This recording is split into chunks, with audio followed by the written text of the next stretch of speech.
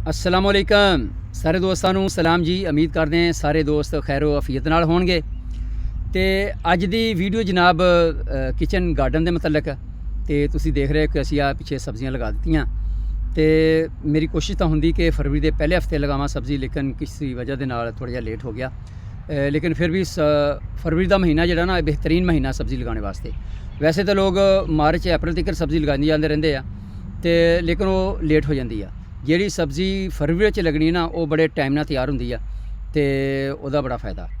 तो अच्छा जनाब, जिहड़े लोग कारोबारी नुक्ता नज़र नाल सब्जियां लगांदे, कारोबार करते सब्जियां दा, वो तो बड़े माहर होंदे आ और बड़े तजर्बाकार होंदे, उन्हां वास्ते तो कोई मसला नहीं है। लेकिन जिहड़े आम लोग है या कोई स्टूडेंट वगैरह है, वो किचन गार्डनिंग करते आ। तो कई लोगों के घर बड़े होंगे, वो घर में सब्ज़ी लगा लेंगे आ। कईयों के कोल कोई प्लाट सामने घर के खाली, तो प्लाट के उन्होंने जगह बना के सब्ज़ी लगा ली, या किसी के घर के नाल कोई जगह उन्होंने मिल गई, कोई खेत मिल गया, तो उत्थे सब्ज़ी वगैरह लगा लेंगे थोड़ी बहुती खाने वास्ते। तो और ज़रूर लगानी भी चाहिए है सारे दोस्तों को। तो उन्होंने वास्ते ये वीडियो मैं खास तौर पर बना रहा, क्योंकि सब्ज़ी लगाना भी एक फ़न है। तो ये वास्ते बहुत सारिया चीज़ां जिहड़ियां ना उन्होंने मद्देनज़र रखना पैंदा। तो अगर असीं उन्हों का ख्याल ना रखांगे तो असी सब्ज़ी बेहतर तौर पर उगा नहीं सकांगे, बीज साढ़े पूरे नहीं उगणगे, तो ज़मीन साड़ी सब्ज़ी जिहड़ी बेहतर नहीं होएगी। तो हुण जनाब तुहानूं मैं ज़मीन की तैयारी तो लेके बीज लगाने तक जिहड़ा ना वो सारे तरीकाकार जिहड़ा हुण मैं बड़ी वजाहत दे नाल तुहानूं दस्सांगा। तो वीडियो नूं मुकम्मल देखना, तो पसंद आए तो शेयर तो लाइक भी जरूर करना। तो सब तो पहला जनाब मरहला ज़मीन की तैयारी का। तो ज़मीन की तैयारी अगर तुहाडे कोल हल तुहानूं लभ जांदा तो हल दे नाल तुसीं तैयार कर सकते हो, नहीं तो तुसीं कई दे नाल गुड्ड के भी तैयार कर सकते हो। नाले थोड़ी एक्सरसाइज होएगी जनाब, तो नाले थोड़ी ज़मीन तैयार हो जाएगी। तो ज़मीन नूं बिल्कुल बारीक कर लेना, नरम कर लेना, तो ज़मीन नूं खुश करना। ज़मीन दे विच नमी नहीं होनी चाहिए। अगर ज़मीन च नमी होएगी तो फिर जिस वक्त तुसीं खेड़ां बनाउणियां सब्ज़ी लगाउण वास्ते उन्होंने पानी लाना, तो वो पहले जिहड़ी ज़मीन च नमी होएगी तो पानी लगाया होर ज़मीन जिहड़ी ना वो घुट्टी जाएगी, तो उहदे विच फिर तुहाडी बीज का जिहड़ा पूरा उगाव वो नहीं होएगा। इस वास्ते ज़मीन जिहड़ी ना वो बिल्कुल खुश्क ते नरम होनी चाहिए, बारीक होनी चाहिए है। ज़मीन तैयार करने तो बाद फिर जनाब तुसीं उहदे ना विच खेड़ां बनाणियां, बैड बनाने, जिन्होंं असीं या पट्टे भी कहंदे बनाने। तो अच्छा तुसीं हैरान होवोगे तो असीं नहीं पट्टे बनाए, तो ये असीं ना असल च खेत जिहड़ा तैयार होया मकई वास्ते, देसी मकई लगनी है कुछ दिनों तक, तो उहदे विचों थोड़ी जी जगह रख के ना तो असीं लगा दी सब्ज़ी। तो ये असीं वो तुसीं देख रहे हो कि पिछे कुछ खेड़ां जिहड़ियां ना खाली सुक्कियां छड्डियां, वो समझो कोई बैड ही वो वैसे असीं खाली छड्डियां। तो जिस वक्त तुसीं बैड बनाना ना उहदा, तो उहनूं तुसीं उहदा फासला रखना तकरीबन 7 तो 8 फुट। जिन्ना तुहाडा बैड वड्डा होएगा उन्नियां बेलां नूं फैलने वास्ते जगह ज़्यादा मिलेगी, तो उन्हां दी बढ़ोतरी ज़्यादा होएगी, तो उन्होंने फल भी अच्छा ज़्यादा लगेगा। तो उस तो बाद जनाब मरला हुंदा जनाब बहुत अहम मरला जिहड़ा ना वो बीआं दा। तो बीज जिहड़े ना कोशिश करो कि हाईब्रिड भी लाए जान, क्योंकि हाईब्रिड बीज है तो महंगे काफ़ी।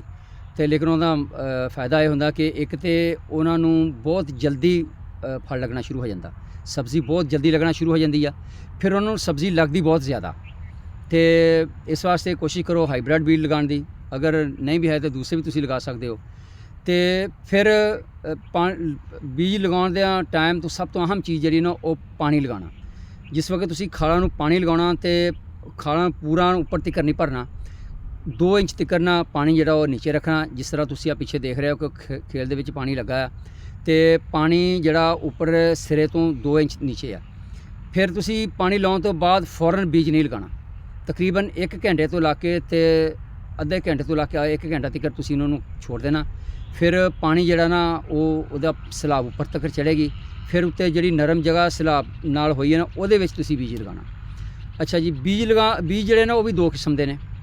कुछ बीज वो ने जिहड़े नरम छिलके दे ने, ते कुछ वो बीज ने जिहड़े सख्त छिलके दे ने। मसलन कद्दू का बीज आ, और टिंडे का बीज आ, दूसरा करेले का बीज आ, ये सख्त बीज ने। इन्हां बीजां नूं तुसीं लाउण तो पहले तकरीबन 12 घंटे पहले इन्हां नूं तुसीं पानी भिगो देना, ताकि इन्हां दा छिलका जिहड़ा नरम हो जाए। अगर तुसीं ये खुश्क बीज लाओगे ना, तो ये बीजां नूं 7 तो 8 दिन लगदे उगन लग्या न। तो ये नमी जिहड़ी ज़रा जल्दी खत्म हो जाती है, 6-7 दिन दे विच, 6 दिन दे विच, 5 दिन दे विच। तो फिर बीज जिहड़ा ना जल्दी निकलदा नहीं है, वो विच घुटिया जाता।